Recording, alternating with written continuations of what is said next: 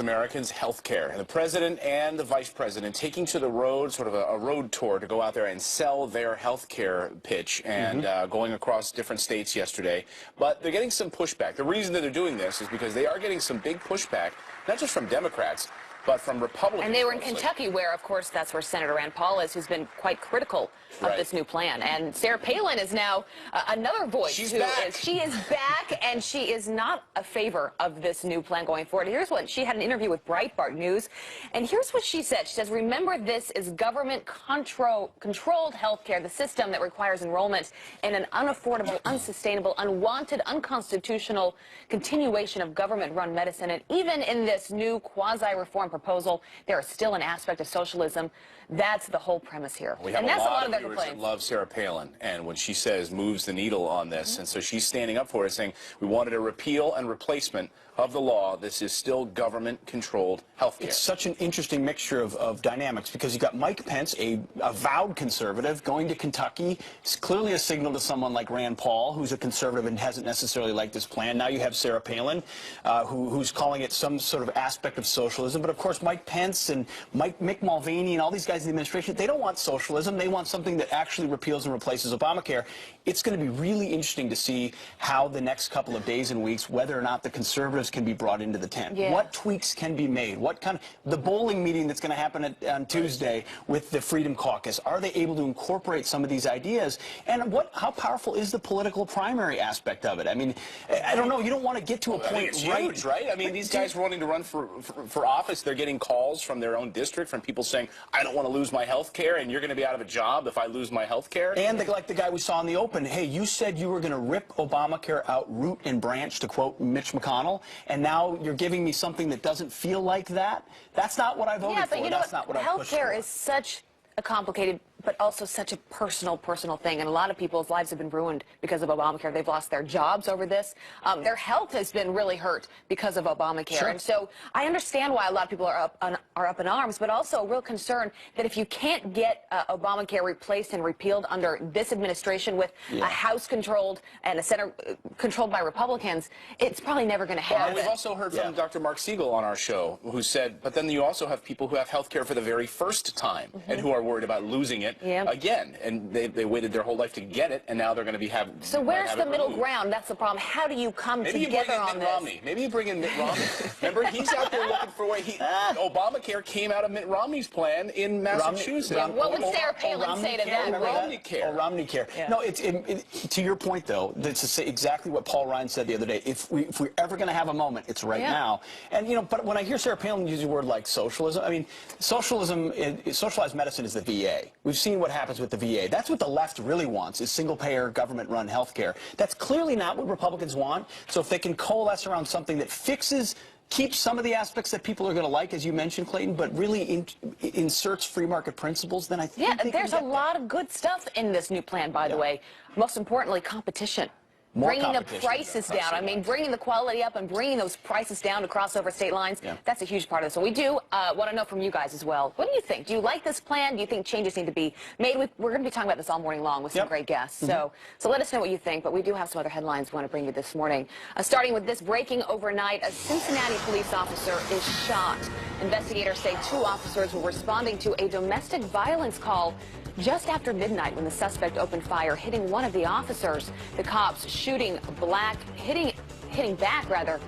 the suspect multiple times. Both men undergoing surgery, and they are luckily expected to be okay. And the security breach at the White House, even more serious than first reported. 26-year-old Jonathan Tran allegedly scaling the fence, eluding multiple layers of security, almost making it to the entrance with mace and a letter from President Trump. Tran telling Secret Service he was a friend of the president and had an appointment. President Trump praising security officers. Listen. He did a fantastic job. He was a troubled person. Tran is set to be in court tomorrow and is facing up to 10 years in prison. And Congress putting pressure on the president over his wiretapping claims. An intelligence committee giving the White House until tomorrow to provide proof backing up President Trump's claims that President Obama wiretapped Trump Tower before the election. The Trump administration has asked that any investigation of the president's claims be part of a larger probe into Russia's alleged interference with the election. And we are mourning the loss of a music icon this morning. We are family. Hey, I got all my sisters and Oh, and that song will live on forever. Joni Sledge, one of the founding members of the vocal group Sister Sledge, found dead in her Arizona home. Investigators not releasing the cause of her death just yet, but the band's spokesperson says she was not ill. Joni Sledge was just 60 years old. She will be missed. It's too bad. All right, coming up here on the show, U.S. Attorney Preet Bharara fired after refusing to take the pink slip. But is there more to the story here? We're going to ask former Deputy Attorney General Tom Dupree about that. All right, plus another White House security breach, and now a former Secret Service agent said.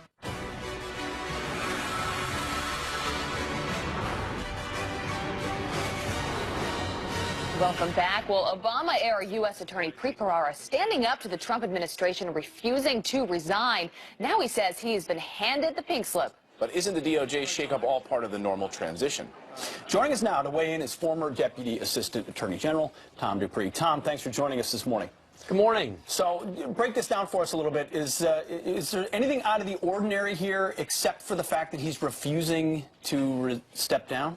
There's nothing out of the ordinary aside from that fact. Look, this is what happens, and this is how our system is designed to work. Under our Constitution, the president is the head of the executive branch, and he is entitled to put into place in his administration people who are committed to carrying out faithfully his law enforcement agenda. This is exactly what past presidents have done. There's nothing remarkable about it. Frankly, the only thing that surprises me in this is that the administration waited this long to do this. So he's not here to defend himself. So let me just pretend to defend him for a moment. He said yesterday in a statement, one hallmark of justice is absolute independence, and that was my touchstone every day that I served. Meaning that this idea that he believes in the job that he's doing, and I'm not leaving, you're going to have to drag me out of here. Well, and look, independence is what you want in a prosecutor, but at the same time, that doesn't mean that you defy the request of the president to submit your resignation.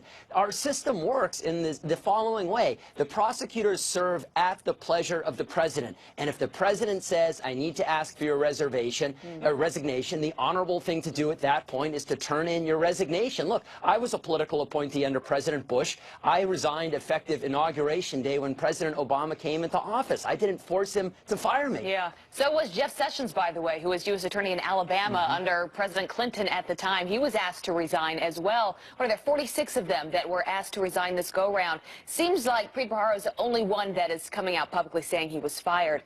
Does make you wonder about his own political ambitions, and if there's something else going on here, the bigger picture. What do you think?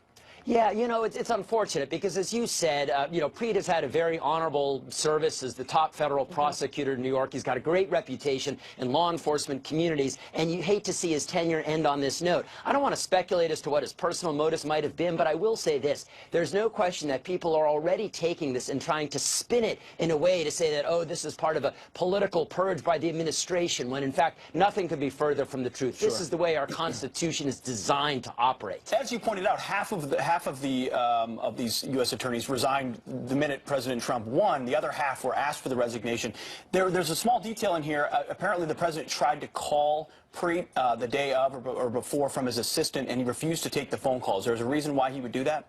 Well, there is a tradition that normally there's not direct contact between the White House and prosecutors and that sort of thing. But under the circumstances here, I don't think there would have been any problem with Preet speaking to the president directly. And certainly there would have been no problem with Preet tendering his resignation to the Attorney General. Sure. Are you concerned at all about the vetting process of replacing these individuals going forward? We've had some problems in this current White House with some vetting, especially Mike Flynn. I don't think there are going to be any problems. I'm strongly confident that the White House is already one step ahead. They're thinking of possible candidates to replace these U.S. attorneys. These people will be thoroughly vetted. They obviously will go up through the Senate confirmation process where the senators can ask about their record. And so at the end of the day, I think you're going to see very serious, very credited, experienced people, talented people being put in these new prosecutorial roles. It seems that way. Tom Dupree, thanks for being with us this morning. Thanks, and breaking this all Thank you. down. All right. Some big 3 hours, 4 hours still Coming up, another White House security breach. Now, a former Secret Service agent says President Trump is no longer safe. Dan Bongino is here to explain why next. She thought because of daylight savings the show was an hour shorter. I actually wrote it on social media, 6 to 9. Crazy. And brace yourselves, everyone. The entire internet is in danger. The inventor of the World Wide Web. Remember when it was called that? And we are back with some quick headlines. The FBI ramping up its investigation into who leaked classified CIA documents to WikiLeaks. Contractors being questioned in Virginia who developed the top secret programs designed to hack into smartphones and household technologies. No one has been detained so far. And U.S. diplomats warning against the growing hysteria over Russia. Former U.S. ambassadors to Russia calling the Democrats' claims over Russia's alleged collusion with the Trump administration a, quote, witch hunt. They say if it doesn't stop, it could hurt the U.S.-Russian relationship going forward. Clayton. Well, listen to this. A man carrying a backpack jumped over the fence, getting within steps of the White House before being arrested late Friday night. That's right. 26-year-old Jonathan Tran was carrying 2 cans of mace and now faces weapons charges. Yeah, our next guest says the security breach proves the president is no longer safe in the White House. Here to weigh in, former Secret Service agent Dan Bongino. Dan, good to have you here this morning. Hey, great to be here. Thanks for having me. So according to our Kristen Fisher in a report last night, she said since 1991, there have been 78 cases of someone jumping over the White House fence. That's staggering. Why do you say he's not safe? Well, because he's not. I mean, I have evidence to prove that, and the Secret Service doesn't have evidence to make the counter case. I mean, we had Omar Gonzalez, a war veteran with a bad knee, make it over the White House into the into the state floor of the White House. We then had this recent case where a guy jumps over the fence in the Treasury, had to scale another fence to get into the South grounds, and nearly made it into the White House again. Abby, the problems here with the Secret Service are a really sclerotic management, a serious brain drain in the Secret Service, and an inadequate security plan. He's not safe in there, and I stand by those comments. So an inadequate security plan. Of course, we've also had airplanes crashing into the White House, the small airplanes. Remember during the Clinton years, we had drones. Yep. I mean, how do they prepare for all of the variables here? Yeah, there's a lot they need to do, and the problem is they don't want to do it. I'm absolutely sure that a lot of the swamp rats, even in the security arena, are in the Secret Service, their management, are telling DHS and telling White House operations, oh, everything's fine. But never forget this.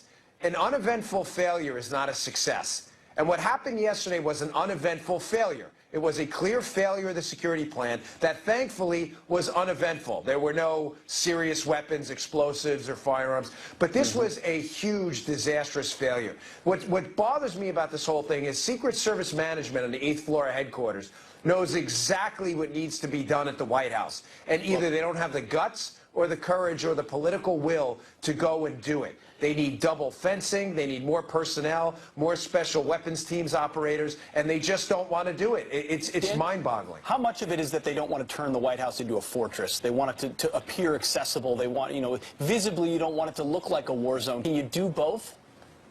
Yeah, Pete, I'm glad you brought this up. You know, the overused D.C. buzz term, the optics, I have to use the dreaded air quotes, but that does worry people. That's a great question. This has been on their mind for a long time. Well, if we do this, will it make the president look inaccessible?